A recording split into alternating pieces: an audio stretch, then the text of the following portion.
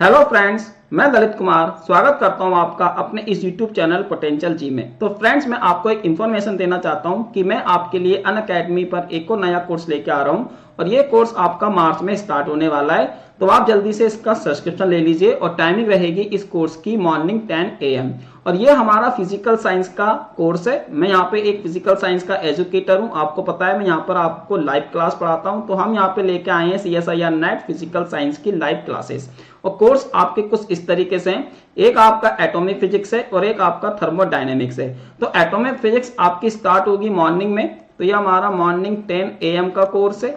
और ये जो आपकी थर्मोडायनेमिक्स की क्लास है ये आपकी स्टार्ट होगी 5:30 PM। तो ये हमारी 5:30 PM से होने वाली है। और आप अगर डिस्काउंट चाहते हैं तो आप मेरा रेफरल कोड पोटेंशियल जी का यूज कर सकते हैं। ये मेरा रेफरल कोड है पोटेंशियल जी। अगर आप इसका यूज करते हैं तो आपको मेरे सभी कोर्सेज के ऊपर 10% तक का डिस्काउंट मिल जाएगा।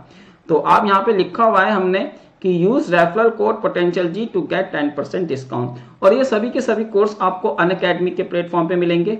अब हम करते हैं यहाँ पे आपका क्वेश्चन नंबर 28।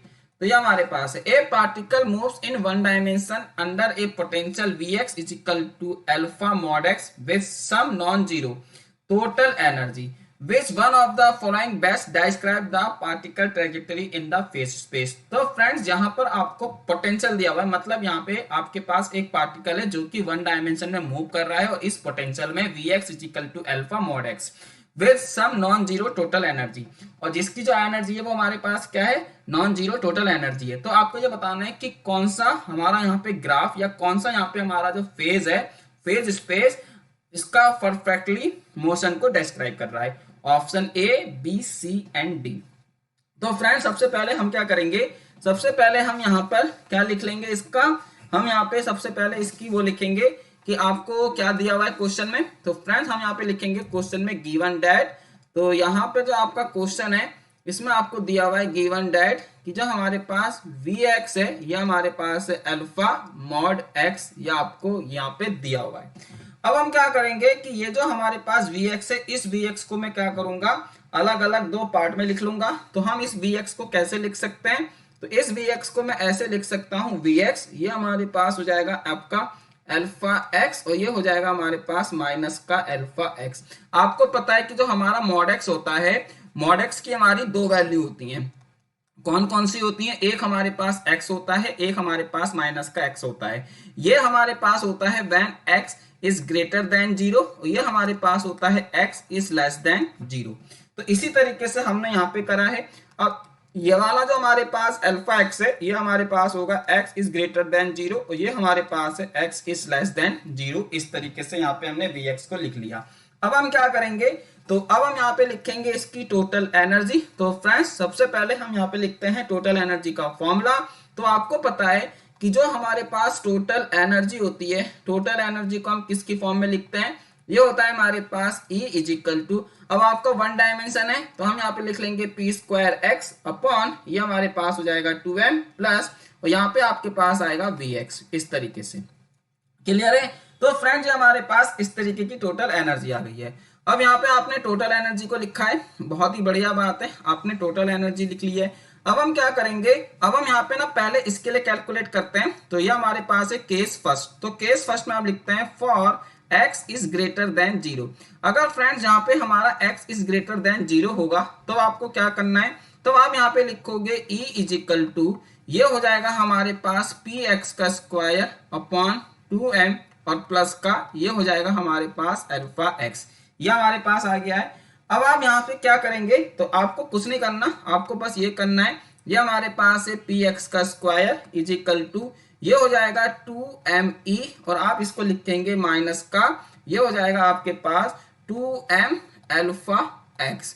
तो आपने इसको इस तरीके से लिखा। अब यहां से हमारे पास आ जाएगा पी एक्स का स्क्वायर इज इक्वल टू, ये हो जाएगा फ्रेंड्स आपका 2m और आप यहाँ पे लिख सकते हो e माइनस का अल्फा एक्स। तो यार ये आपके पास एक इक्वेशन आ चुकी है। इस तरीके से हमने यहाँ पे एक इक्वेशन बना ली है। अब ये आपके पास एक इक्वेशन है। तो फ्रेंड्स अगर आप इस इक्वेशंस को यहाँ पे कंपेयर करते हो किसके साथ, आप इस इक्वेशन को यहाँ पे कंपेयर कर सकते हो। तो अभी मैं आपको बताता हूं कि इस इक्वेशंस को आपको यहाँ पे कंपेयर करना है। आपने पैराबोला पढ़ा होगा, तो फ्रेंड इस इक्वेशंस को आप कंपेयर करते हो, यहाँ पे वाई स्क्वायर ये हमारे पास हो जाएगा माइनस का 4x। तो आप इसके साथ इसको कंपेयर कर सकते हो। देखो यहाँ पे जो p है वो मेरा y के बराबर है, और जो मेरा यहाँ पे e की पावर माइनस का अल्फा x है वो हमारे पास कितना है यहाँ पे e, ये आपके पास इस तरीके से है। तो यहाँ पर अगर आप इसको कंपेयर करते हो तो ये हमारे पास इस तरीके का बन के आएगा। तो ये हमारे पास है। और फ्रेंड इसका आपको पता है कि अगर वाई स्क्वायर माइनस का 4x का आप ग्राफ प्लॉट करोगे तो आपके पास जो ग्राफ आता है वो हमारे पास किस तरीके का आता है, तो मैं आपको बता देता हूं। और ये हमारे पास क्या होता है y, ये हमारे पास होता है x। तो इसका जो फ्रेंड्स हमारे पास ग्राफ आता है वाई स्क्वायर माइनस 4x का, ये हमारे पास कुछ इस तरीके का निकल के आता है, इस तरीके से ये आता है हमारे पास। लेकिन यहाँ पे आपके पास क्या हो रहा है, e माइनस का अल्फा x है। तो आप इसका जो ग्राफ है वो किस तरीके से रिप्रेजेंट करोगे, तो मैं आपको बता देता हूं।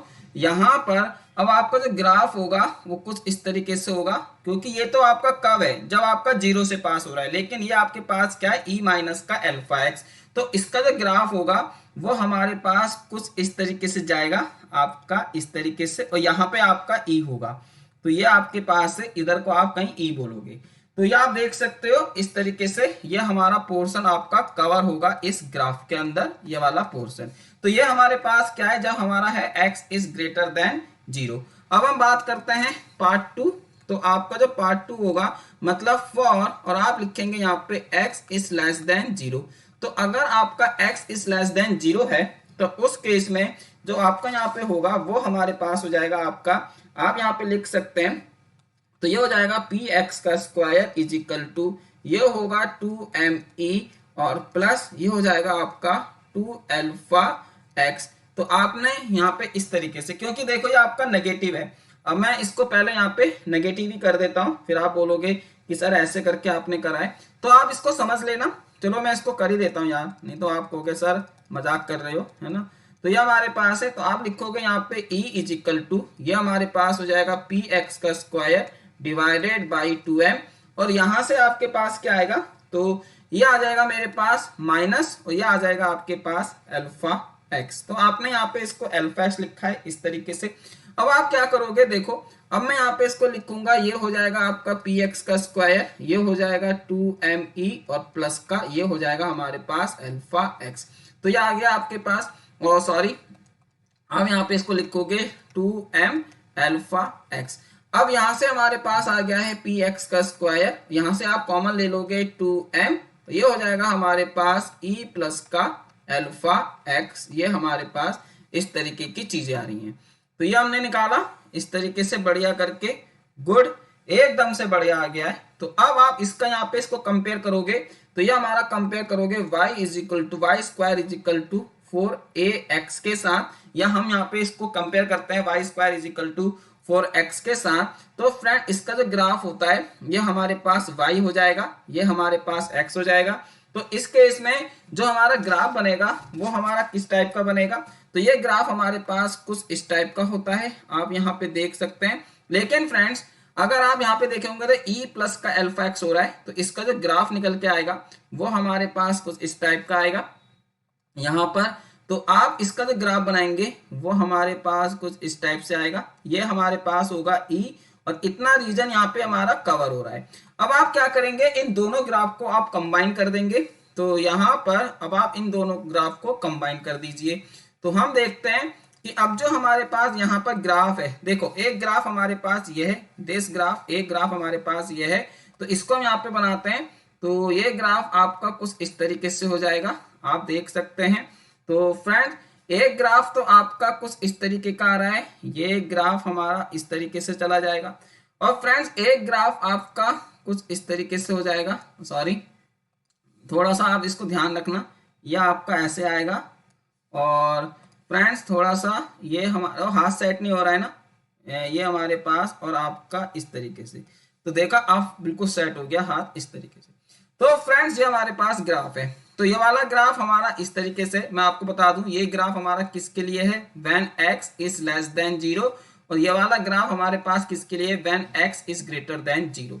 और आप देख सकते हैं इसके बीच का ये हमारे पास है पोर्शन, को कौन सा पोर्शन कवर हो रहा है, ये वाला पोर्शन आपका कवर हो रहा है।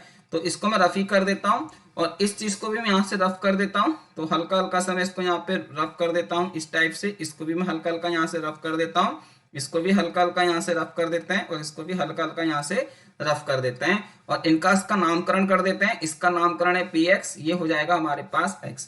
तो आप देख सकते हैं ये कौन सा ग्राफ रिप्रेजेंट कर रहा है। तो यहाँ पे हम ऑप्शन चेक कर लेते हैं। तो देखो ये हमारा इस वाले ग्राफ को रिप्रेजेंट कर रहा है, ये वाला पहला ही ग्राफ हमारा रिप्रेजेंट कर रहा है। तो इसका जो राइट ऑप्शन है वो हमारे पास है ऑप्शन ए। तो ये हमारा ऑप्शन ए इसका करेक्ट आंसर है। क्लियर? तो वेरी वेरी क्लियर। तो हम यहाँ पे लिख लेते हैं ऑप्शन ए हमारा राइट आंसर है।